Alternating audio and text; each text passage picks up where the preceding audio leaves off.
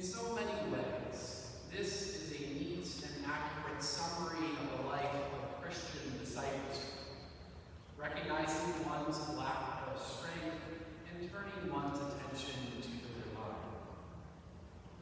Somehow or another, it would seem the apostles have missed something critical about the faith that God desires.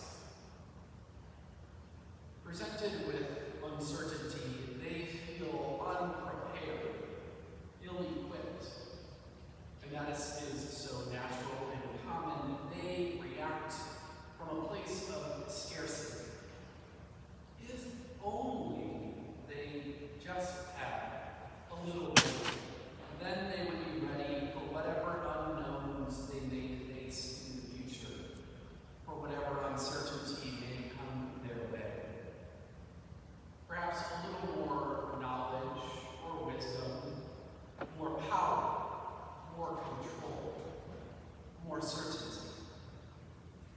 But this is not what Jesus invites them into.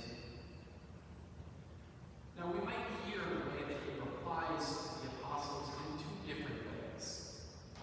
First, we could hear it as a sharp rebuke, as a kind of corrective that is delivered with a sort of exasperated impatience.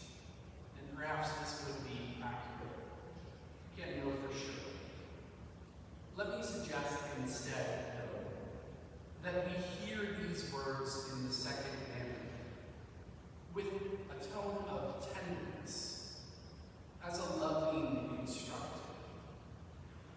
Faith, Jesus tells the apostles, will not be measured by the impressive largeness of whatever you accumulate, but on a scale of smallness, like that of a tiny mustard seed.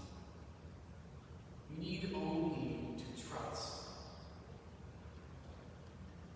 Now, his second instruction is much